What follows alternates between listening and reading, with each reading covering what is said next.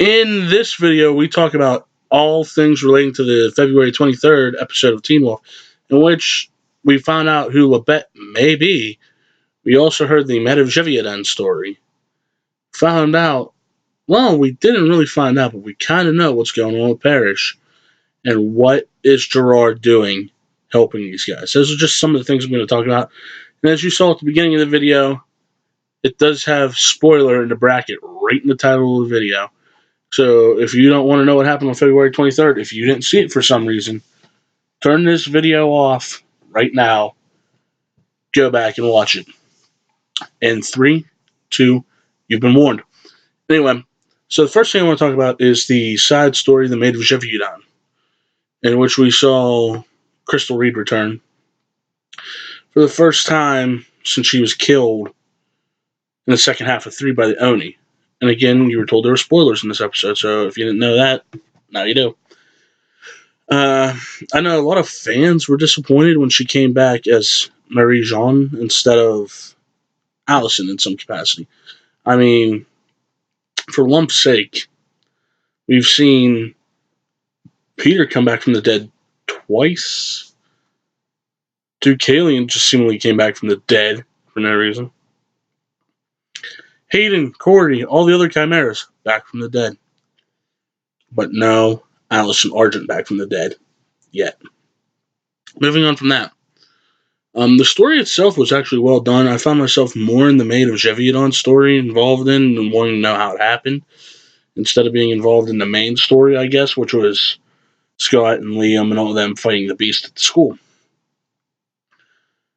But beyond that, the whole Beast of Geviodon, first off, if you don't know, is a real French myth, I guess. I mean, it might have actually happened. I don't really know, but I think it's a French myth. And they changed the myth on Teen Wolf from the version I've seen on the internet of the Maid of Geviodon and the Labette myth that is the commonly known one, I guess, in France, which is Labette was not Marie-Jeanne's brother in the original story. Labette was just somebody, I didn't read the whole thing, but Labette attacked Marie-Jeanne and her sister in the original folklore of it. And yes, Marie-Jeanne in the original folklore does use a pike to kill the beast. But to me, there's a picture on my Instagram. It's Teen Wolf Instagram if you want to follow it. It's called at beacon_hills_omega. I posted a picture. It'll probably be a while after this episode airs, so it'll probably be buried a little bit. But it's Labette and Marie-Jeanne, a statue. It's in France. And the thing is, it looks like a normal wolf in the video, in the picture, but it could have just morphed over the years to be the first werewolf story in modern day. So anyway, well, the first modern, like after Native American werewolf story. Moving on. Crystal Reed, I gotta applaud her ability to play Marie-Jeanne in that episode. She did great. She was still badass, basically Allison Argent, except French and not Allison. But my only issue was her French accent in this episode kind of sucked on certain stuff. Like she said, I forget what she said at one point, but she said brother, and it came out real American with like a little bit of a twinge of French. And I kind of was okay with it until I realized French people didn't have twinges of American accents back then. But anyways, the other thing I wanted to address was the Parrish-Lydia dynamic, where that's going to go now. And yes, this might disappoint all you Mary shippers, but if you saw the previous week when they got Lydia out of Aiken in previous weeks, it seems Stydia, that is Styles and Lydia, for those of you out there that aren't familiar with the shipping world, might be a thing pretty soon. Me personally, I want to see Styles get back with Malia because I don't want to see Matteo become a thing. But anyways, the whole Parrish-Lydia marriage thing might happen still. I don't really know. But if you saw last week, the previous episode before the 23rd, there was a scene where they put Parrish in this thing that was made to drop his body temperature, I guess.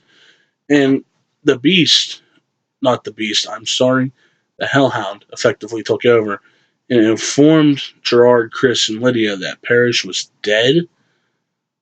I believe the exact words was "your deputy is dead" or "your deputy Parrish is dead." I don't know exactly how it was phrased, but then when that was said, we saw a flash to Afghanistan, Iraq, the Middle East, where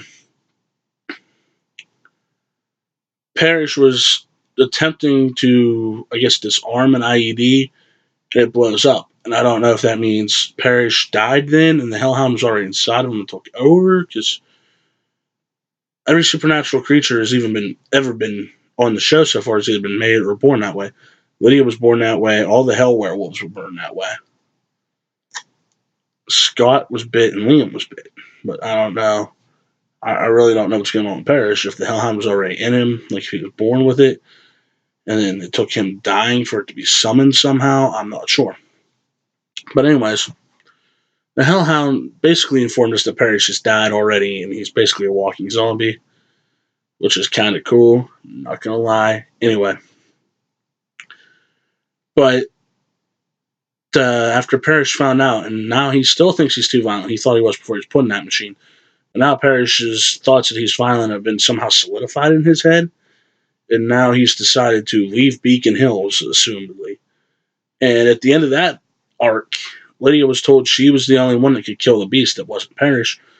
And the only thing I can think of there is Parrish, Hellhound, Harbinger of Death. Lydia's a Banshee and she's a Harbinger of Death. So the only thing I can think of is Harbingers of Death have to kill the beast.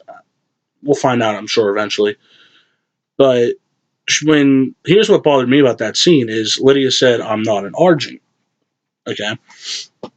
Gerard in the background just kind of grinned at her, and Chris looked real freaked out.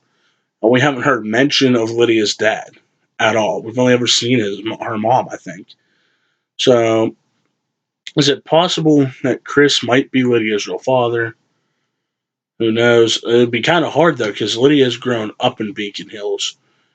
And the Argents seemingly had just moved back to Beacon Hills not too long ago, but they were in Beacon Hills before, so I guess it's a possibility. But anyways, moving on from that. Now what I want to talk about was the Beast, who the Beast is, how they did that scene. I don't really care how the scenes are done. I'm not a film critic, but here, let's get into this now. So, while the Maid of Gévaudan story was going on, we saw the Beast, or La Bête as it was referred to in the Maid of Gévaudan story, attacking the school at the lacrosse game. Seemingly, I guess the lacrosse game might have ended because Liam kind of ran off the field. I'm sure people saw the Beast. But anyway, Liam was kind of badass, by the way, last week when he just ran at the Beast. But that's where we kind of picked up this week was with Liam. I guess his side was ripped open. They didn't really, the way they filmed it, I couldn't really get a good look. I guess his side was torn open, but he had to heal, and Hayden did the smoochy face thing like he did for her, but she needed to heal. But anyway, Styles and Hayden were in one room with Liam. Scott was, I guess, running around trying to get people out of the school. I'm not really sure, but you can correct me if I'm wrong. Let me know in the comments if I'm wrong. I'm pretty sure when the Beast smashed through that door to get Scott, he went through Scott's shoulder and pulled him out of the room like that. I'm not sure. Correct me if I'm wrong. You guys might notice something I didn't in that part. I welcome the correction. Anyway, what I'm saying is I wasn't really ready for finding out who the Beast could be on Tuesday night. I just thought we were going to keep going with who's the Beast all the way up to the finale. We weren't going to find out. I thought we weren't going to find out until the end of season 5 who the Beast is. But the way they're setting it up sounds like 6. This villain might be the Desert Wolf. I don't know if you can get a whole season out of that, but anyway, there was a big fight in the library eventually with Scott starting it off. Then Liam came into it.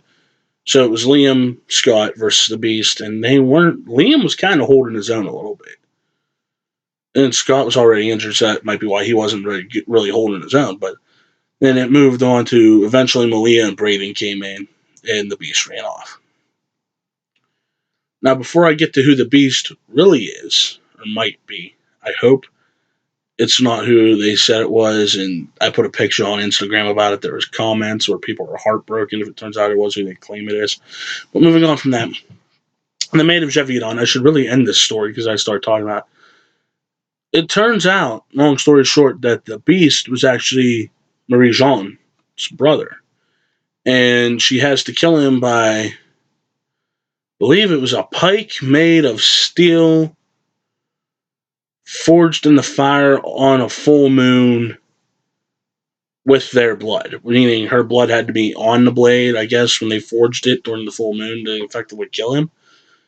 But she stabs him through, and there's this whole scene where he says, "History won't forget me," and all this and that. And she responds with, "History won't forget you as the Beast. They will forget the man, they won't forget the Beast," I think is what she said. But then it just kind of ended when we find out that the guy that helped Marie Jean hunt down the Beast is actually an Argent ancestor, which I kind of saw that coming, by the way. But then let's get back to the primary story, present day story, I guess you'd call it. The Beast. After the attack in the library, Scott and Liam, who suspiciously Scott wasn't really healing, but now then somehow he was completely healed before they went out in the parking lot. They opened up a car. I guess they knew it was Mason's. Well, Liam would know it was Mason's car. I don't know if Scott did or not. They got the trunk on a car open. Liam said, "Hey, Scott," or something. Scott came over and lifted up a shoe, turned it over. The only thing in the trunk, by the way, was his pair of shoes. Blood. Now, we know going into this that the way they planned on finding out who the Beast was there was a shoe with Parrish's blood that they needed to find. But they find the shoe. All of a sudden you hear, "What are you guys doing at my car?" They look up Mason. Mason is who they're trying to make you think is the Beast. I hope Mason's not the Beast, but he might be. Anyway, Corey shows up, helps Mason get away. Okay, that's fine. They're in love. That's fine. And then episode ends. Now here is my big issue with the ending. You might hear me say this a lot in the episodes. Just because there was a shoe with blood on it in Mason's car doesn't mean Mason is the Beast. Mason has been with them when they've gotten fights. That could be somebody else's blood on Mason's shoe. Mason has found bodies. That could be somebody's blood somebody Mason's found on his shoe. Who knows? Anyway, moving on. That was my review of the February 23rd episode of Teen Wolf. And I just want you guys to remember tonight, as I'm filming this on a Thursday, the 25th, tonight, on LSB, Lip Sync Battle on Spike, Tyler Posey takes on Gigi Hadid. Now, they're billing it as Beauty and the Beast because she's a supermodel. He's on Teen Wolf. You know how that story goes. But I'm kind of okay with this, and I hope Tyler Posey wins. That's the Teen Wolf part of me. The male part of me says Gigi Hadid should win 110%, but I hope Tyler Posey wins. So,